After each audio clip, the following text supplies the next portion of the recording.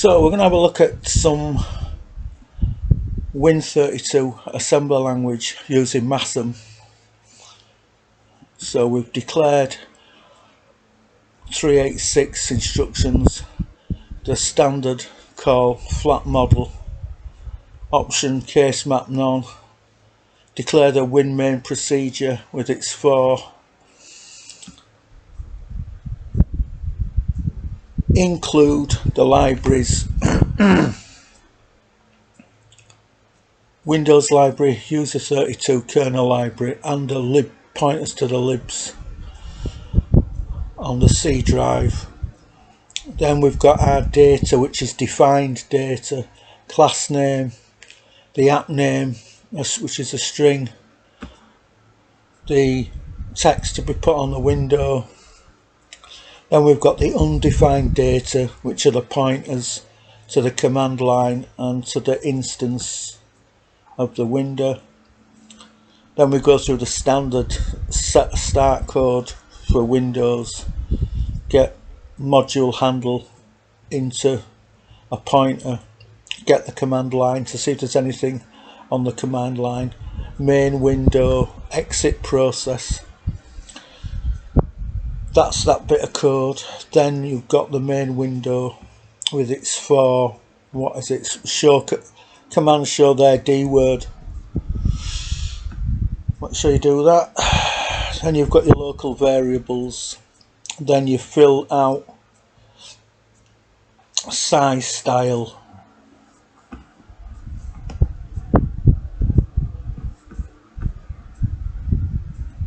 background, any menus on the window, load icon for the application, load cursor, arrow, so you can change the icon, you can change the cursor, register exit class eggs register the window, create the window, app name and the usual defaults, get a handle to the window so it points to the window structure, show the window, update window,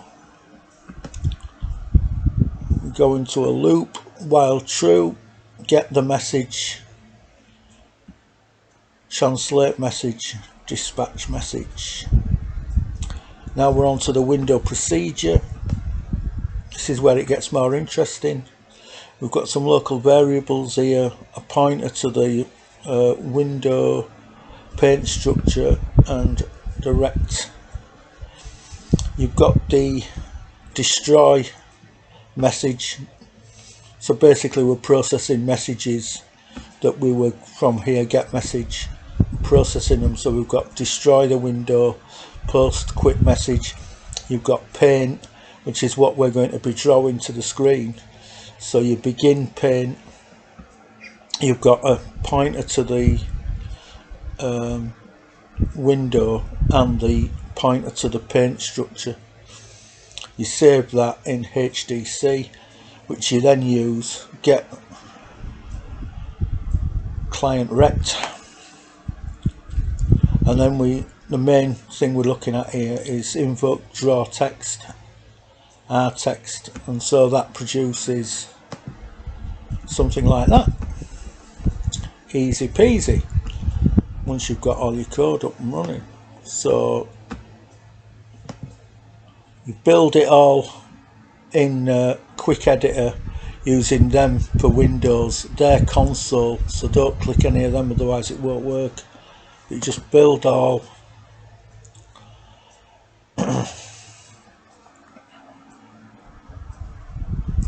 It came up with a fatal message because the window's open.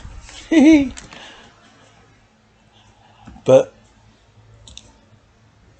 if we close the window, build all,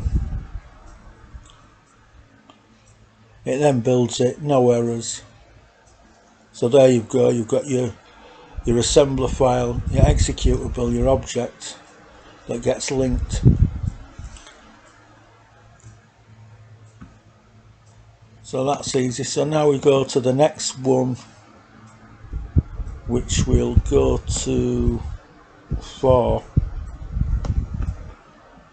so it'll save us some time.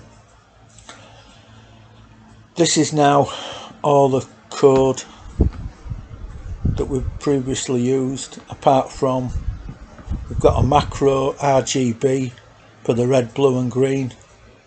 So you've got this macro here, you can always take a look at that, and then you've got your usual stuff. But then when we go into window procedure, we've got size. These are the messages that Windows will translate and execute.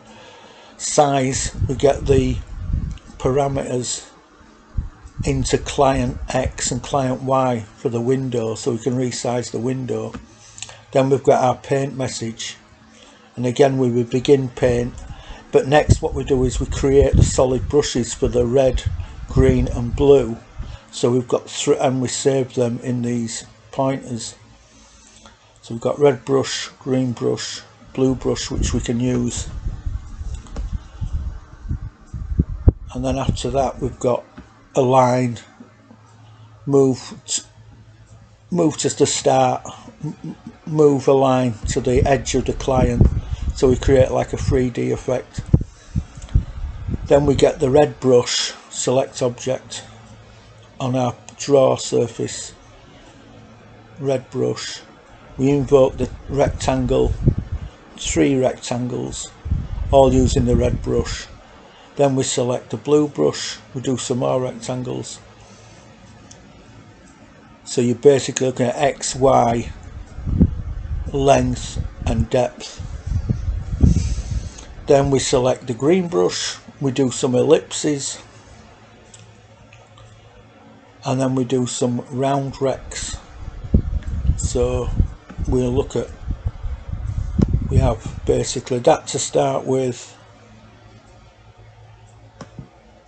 Then we have that.